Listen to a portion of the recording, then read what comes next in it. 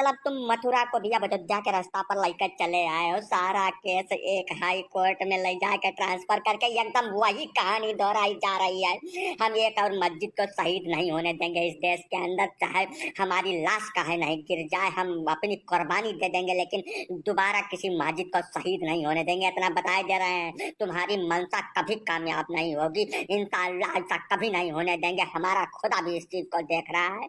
बताइए, एकदम वही रास्ता, वही तरीका, सब कुछ अयोध्या के रास्ते पे चला जा रहा है। ये कैसा हो सकता है इस देश के अंदर? ये एक सेकुलर देश है जिसमें सभी मजहब को समान रूप से रहने का अधिकार है, इख्तियार है। तुम्हारे बस की बात नहीं है ये कर देना, इतना जान लो।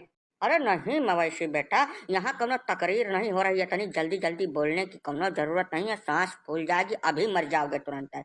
सुनो हमारी बात को। जैसा हमारे जौन प्राचीन मंदिर थे जिसपे जबरदस्ती जबरई तुम लोग कब्जा करके बैठे हो, वो तो छुड़ाना, उसको अपने कब्जे में लेना हमारा परम कर्तव्य है। समझो कि नहीं समझो? ये आवाम क्या कहेगी हमको? आवाम हमको कभी माफ नहीं करेगी, इस देश की जनता हमको कभी माफ नहीं करेगी अगर हम उनके आराध्य देव स्थलों को नहीं छुड़ा पाए। समझो कि नहीं समझो? वो तो कानून बीच में बाधक बन रहा है। अगर कानून का मसला ना होता तो अब तक कब का हम छुड़ा के हुआ एकदम साफ सुथरा कर दिए होते। और तुम्हारे लिए तुम चिंता न करो। जैसा अयोध्या है ना, अयोध्या में तुमको उठा के शहर के बाहर जगह दे दिया गया है, वैसे हर जगह किया जाएगा। तुम इसके लिए लोड ना लो। अब रही बात ये जौन तुम पे पे कर रहे हो हमारी लाश गिर जाएगी, तो बेटा तुम्हारे मरने से कौन सा देश का नुकसान हो रहा है? मर जाओ, तुम कल मरते हो, आज मर जाओ। ये तो जास्ती है जनाब, सरासर जास्ती है। बताइए, हमारे इबादत गाहों को हटा कर शहर के बाहर भेजे दे रहे हैं आप लोग, जहाँ होता है वहीं कब्जा कर ले रहे हैं। आखिर उसको मुगलों ने जब बनाया था वो कुछ सोच समझ के ही बनाया था हमारी इबादत गाहों को। हम भी इस देश के शहरी हैं, हमको भी वहाँ इबादत करने का पूरा हक है। हमारा हक मारा जा रहा है इस देश के अंदर। ना ना, गलत मत बोलो। ऐसा है मौलाना, मेरी बात को सुनो। जो मुगलों ने किया था, मुगलों ने अत्याचार किया था। अपनी ताकत, अपने रसूख के दम पर उन्होंने हिंदू मठ मंदिरों के ऊपर बहुत अत्याचार किए थे। अगर उस स्तर पे हम लोग आ गए तो 1 घंटा झेलना मुश्किल हो जाएगा तुम्हारा। हम तो कानून के तहत, संविधान के तहत, इस देश की रवायत के तहत उस पर अधिकार जमाने की कोशिश कर रहे हैं। अगर ये गलत बोल रहा है तो तुम सबूत लेके आओ ना, कागज लाओ, पेश करो। कागज पेश करो, कोर्ट तुम्हारे हक में फैसला दे देगा, तुम ले जाना। कागज पुर्जा है ये नहीं है बिना मतलब की नौटंकी पेल रहे हो, हैं? और वहीं दाढ़ी छिला के आदमी बना देंगे तुमको हम। भाग यहाँ से, बदतमीज कहीं का। ना ना ना योगी जी, क्रोध नहीं, क्रोध बिल्कुल नहीं। जो चीज एकदम सीधे हो जा रही है उसमें क्रोध करने की क्या आवश्यकता है?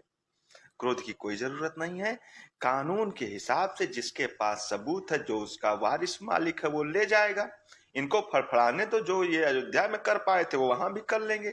जा बेटा, ऐसा है, तुमसे जो हो सकता है, जितना हो सकता है, सब कुछ, कोई कोर कसर बाकी मत लगाना, बिल्कुल बाकी मत लगाना। अगर कागज है तो दिखाओ, तुम मालिक हो जाओ। समझो नहीं समझो? और कागज जिसके पास है वही उसका वारिस है, इसलिए टेंशन नहीं लेना।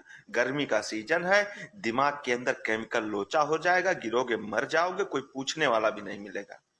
जिसके पास वास्तविक उसका उत्तराधिकार है वो उसको ले जाएगा। जो वहां नाजायज रूप से खड़ी हुई इमारतें हैं, बिल्डिंगें हैं, उनको गिरा के एकदम ध्वस्त कर दिया जाएगा। इसमें कोई बड़ी बात नहीं है। वो तो जो गलत बना है वो शहीद तुम बुलाओ उसको, चाहे उसका डेमोलिशन हम बुलाएं, उसको गिरना जरूरी है। समझो नहीं समझो? जाओ, प्रेम से अपने घर में बैठो, जो हो रहा है उसको होता हुआ देखो, और तुम्हारे पास कोई रास्ता नहीं है। समझो? अब बिना मतलब हमारा टाइम खराब करने मत आया करो।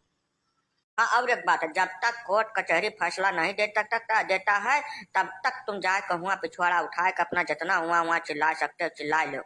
बाद में दोबारा ऐसा मौका फिर कभी नहीं मिलेगा तुमको। अभी से चिल्ला लो, भर ही चिल्ला लो, जिससे तुम्हारी आत्मा को संतुष्टि रहे। जाओ जाओ, चिल्लाना शुरू करो आज से।